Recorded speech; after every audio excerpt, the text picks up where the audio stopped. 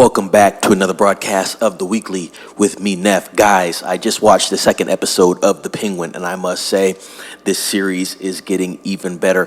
I talked to you guys last week about The Penguin. I believe there was an article that said it did 5.3 million views on its debut.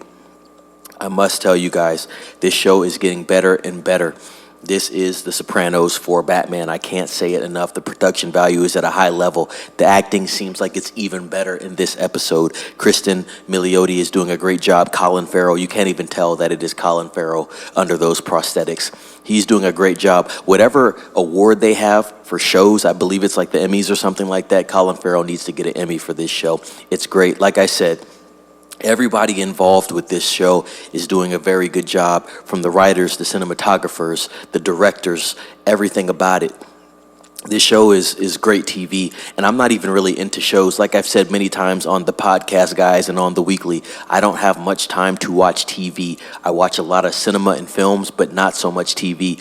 The Penguin is a show at this point that I am fully invested into. Like I said, it is the second episode of this season. We have 8 episodes. I'm kind of sad that it is only 8 episodes, but I do understand. I've also gotten some cool information regarding the Batman 2 as well.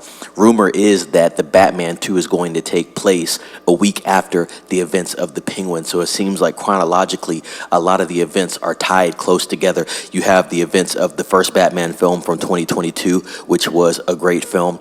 And then you have the Penguin a week later. And then it seems that the Batman 2 is going to take place a week after the Penguin. So it's going to be very interesting how they tie in the second film to this series. But like I said, I don't know if you guys are watching The Penguin right now, but I do highly recommend it. It is great TV. The cinematography on this thing is absolutely amazing. Almost as good as the cinematography in the Batman film. It's basically the same cinematography. It's just brought down a little. It's not as high quality as Matt Reeves shot the Batman 2022, but it is very solid. And it works for this show.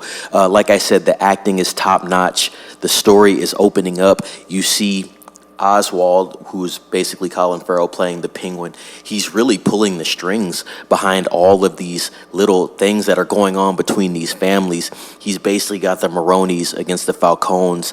None of them suspect him as the actual corporate behind all these plans. He has his sidekick there, and really the story is just opening up. Christin Milioti is still putting on a great performance. I mean, she almost takes over the show at certain points. This is really high-level acting, and it's really one of the best shows I've seen in a while. Like I said before, guys, I don't have too much time to watch shows, but out of all the shows that I have seen in a long time, this is a very good show. I would say it's almost film quality, and I am waiting to see them reference the Batman, Robert Pattinson, obviously. I'm waiting for them to reference that, and it seems like they haven't really referenced that at all, which is kind of odd, but it's not that bad because the show is so good. You almost don't think about the Batman at all. Like I said, I think this is a great move to really open up the world and the universe of Matt Reeves' Batman. It's really a great addition. I'm really excited to see episode 3. Like I said, episode 1 was pretty good. I know a lot of people said they were surprised to see how high quality that show was. Me, I wasn't very surprised. I know that it is the same players that worked on Batman, so I don't expect anything less, and Matt Reeves is executive producing. But this episode, I have to say, was better than episode 1. So the series keeps getting better with time. Like I said, we're going to be hitting episode 3 next week. I believe it's going to be on Sunday. So the show premiered on Thursday, guys, but they're going to be releasing a new episode every Sunday. So please mark that down in your calendars. Every Sunday, you will get a new episode of The Penguin. And this series is going to run until November 8th. So keep that in mind. But like I said, I can't praise it enough. Great show. It's almost like a new take on an old Mafia style show. Like I said, it's The Sopranos with a darker cinematography, darker tone, darker themes behind it, and it's set in the world of Gotham City.